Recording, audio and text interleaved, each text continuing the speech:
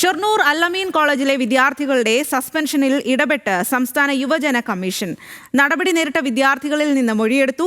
കോളേജിലെ vice principal, administrator എന്നിവരുടെയും മൊഴി രേഖപ്പെടുത്തി. കോളേജിലെ ഹോസ്റ്റൽ ഫീസ് വർധനയുമായി ബന്ധപ്പെട്ട് സമരം ചെയ്ത 4 വിദ്യാർത്ഥികളെയാണ് സസ്പെൻഡ് ചെയ്തത്.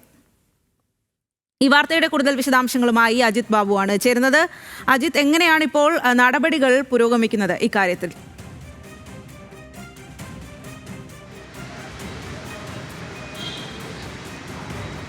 യുവജന കമ്മീഷൻ ഇത്തരത്തിൽ പ്രശ്നപരിഹാരത്തിനായി ഉള്ള ശ്രമങ്ങളാണ് ഇപ്പോൾ നടത്തിയത്. കാരണം യുവജന കമ്മീഷന്റെ ഇടപെടൽ ഇപ്പോൾ മറ്റ് നടപടികളിലേക്ക് കടന്നിട്ടില്ല. ഈ കോളേജുമായി ബന്ധപ്പെട്ട് ഇത്തരത്തിൽ വിവിധ മൊഴികൾ വിദ്യാർത്ഥികളുടെയും അതുപോലെ തന്നെ കോളേജിലെ വിവിധ ഭാരവാഹികളുടെയും ഒക്കെ മൊഴികൾ ഇത്തരത്തിൽ അവരെ കേൾക്കുന്ന സാഹചര്യം ഉണ്ടായി. അവർ പറയുന്നത് പൂർണ്ണമായും യുവജന കമ്മീഷൻ കേട്ടു.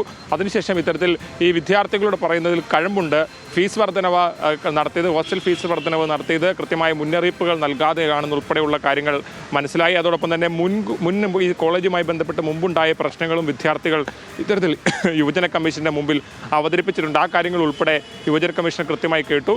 അതിനുശേഷം ഈ വിദ്യാർത്ഥികളെ സസ്പെൻഡ് ചെയ്ത 4 വിദ്യാർത്ഥികളെ തിരിച്ചെടുക്കാനുള്ള നിർദ്ദേശം നൽകിയിട്ടുണ്ട്. ആ നിർദ്ദേശം പാലിക്കാത്ത പക്ഷമായിരിക്കും തുടർന്നുള്ള നടപടികൾ സ്വീകരിക്കുക. ഏതാണെങ്കിലും ഈ കാര്യത്തിൽ പ്രശ്നപരിഹാരത്തിനുള്ള ശ്രമമാണ് ഇപ്പോൾ ഉണ്ടായിരിക്കുന്നതും തുടർ നടപടികളിലേക്ക് ഏതായാലും കടന്നിട്ടില്ല. സ്വാതി. ശരി അജിത്. അങ്ങനെയാണ് ഷൊർണൂർ അൽ-അമീൻ കോളേജിലെ വിദ്യാർത്ഥികളുടെ സസ്പെൻഷൻ, അതിലാണ് സംസ്ഥാന യുവജന കമ്മീഷന്റെ ഒരു ഇടപെടൽ ഉണ്ടായിരിക്കുന്നത്.